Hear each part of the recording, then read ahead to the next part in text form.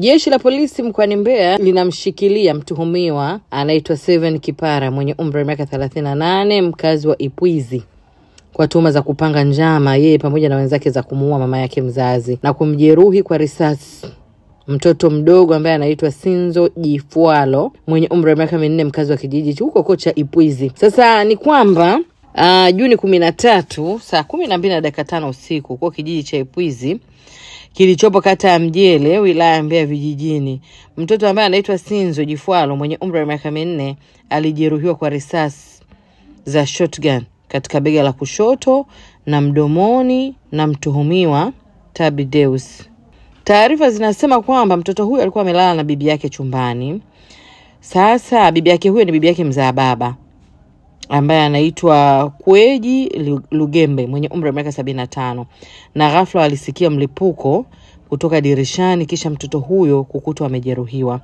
Uchunguzi wa awali umebaini kuwa tukio hili linahusishwa na imani za kishirikina, ambapo Seven pamoja na Jifaru ambao wote ni watoto wa bibi hao wanadaiwa kumtuhumu mama yao kwamba ni mchawi, kwamba mama yao ni mshirikina na amewaua watoto pamoja na wadogo zao.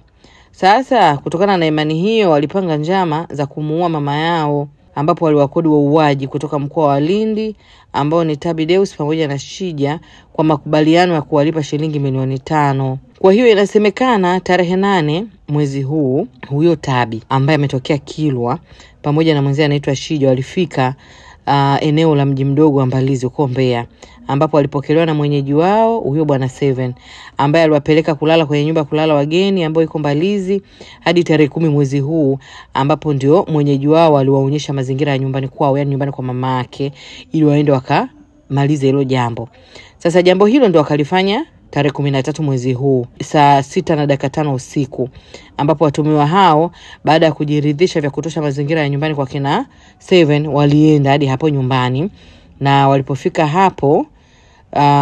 mtuhumiwa alifyatua risasi 2 huyo Tabi huyo kupitia dirishani kwa lengo kwamba angemuua yule bibi yule mama, lakini risasi hizo zilimkosa na badala yake zikaenda kumjeruhi mtoto Sinzo na kisha mtuhumiwa kutokomea kusikojulikana. Sasa kufuatia tukio hilo, jeshi la polisi mkoa wa Mbeya lilifanya msako mkali na kufanikiwa kumkamata mtuhumiwa Tabi pamoja na Seven, ambaye Seven ndo mtoto wa huyo bibi, ambapo Tabi baada ya kupekuliwa alikutwa akiwa na pisto moja ambayo imetengenezwa kienyeji isiyokuwa na namba na risasi 2 za shotgun zikiwa ndani ya mkoba mdogo. Baada ya mahojiano tarehe 15 mwezi huu, huyo mtuhumiwa Tabi aliwaongoza askari kwenda kuonyesha maficho yao, ambako inasadikika mtuhumiwa Shija amejificha pamoja na vitu alivyokuwa navyo ambavyo ni silaha pamoja na risasi. Na baada ya kufika eneo hilo kwenye korongo na vichaka,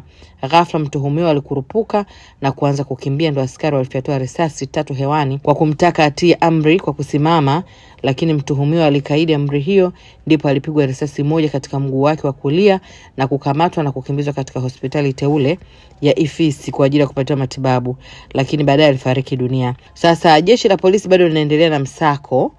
la kuhakikisha kwamba wanawakamata watuhumiwa wengine ambao wamehusika kwenye tukio hili.